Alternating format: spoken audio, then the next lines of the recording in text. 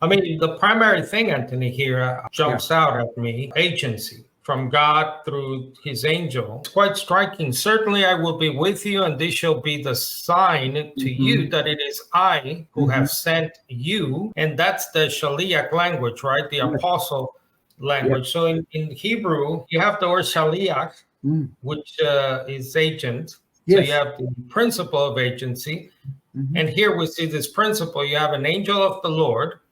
By the way, an angel of the Lord, the word angel, malach in Hebrew, Greek angelos, means a messenger, someone who is sent. It should not be confused with the sender. You have the principle, YHWH God, and then the sender can send other sender. In other words, the sender makes other senders. That principle we see, by the way, in the New Testament with Jesus, who's called, I believe, apostle once, but he keeps saying, I was sent. So he keeps saying that he's a sent one.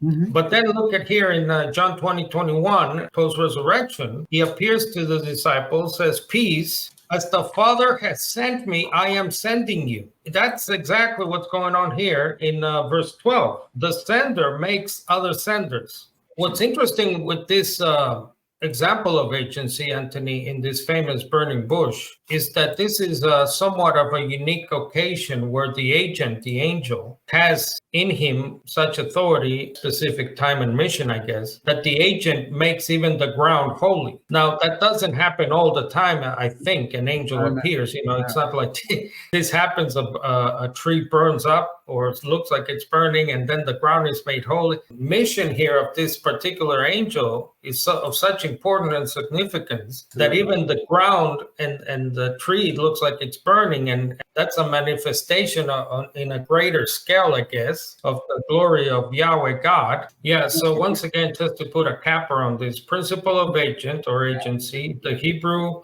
you have there on the screen, which translates to Greek apostolos, which is more well known to the Christian as apostle or apostles. And that's the principle of a person's agent regarded as the person himself or herself. So in this case, as you see, the messenger, he carries the glory of God in such a grand way, wonderful way, that the ground is made holy, the tree looks like it's burning up. And also, Anthony, I love this quote from Caird I use a lot. The practice of treating the agent as though he were the principal is of the greatest importance for New Testament Christology. It sounds like, Anthony, rhetorical question, if we do not get this right, you make a mess out of the Bible and your faith. What do you think? No, I do. I think that's exactly right. We tend to assume that if you just use the name Jesus or you use the name God, you're doing well. You better define those words, because believing in more than one person who is God is blasphemy. I remind you of the toughest verses in Jesus' teaching, where he says, multitudes of people will say in that future day, Lord, Lord, look what we did.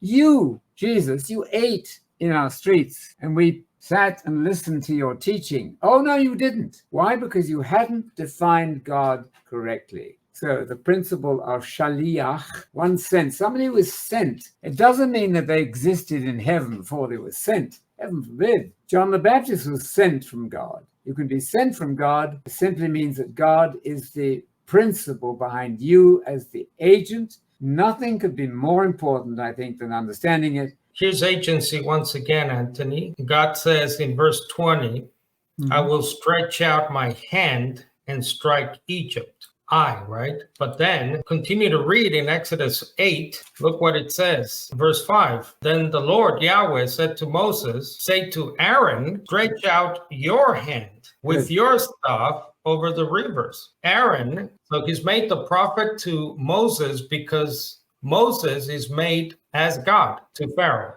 Exodus 4 and Exodus 7. So this is once again the principle of agency that you must get. If you do not understand, accept, and if you ignore this principle, you will shipwreck your faith. I'm telling you that now. You will end up either as a denying tritheist or a denying pagan. This principle is very clear, Anthony, Yes. from the Old to the New. I mean, we're in Exodus. Yes. We're only in the second book of the Hebrew Yeah. Bible here. So if you do not get this principle, folks, you will shipwreck your faith.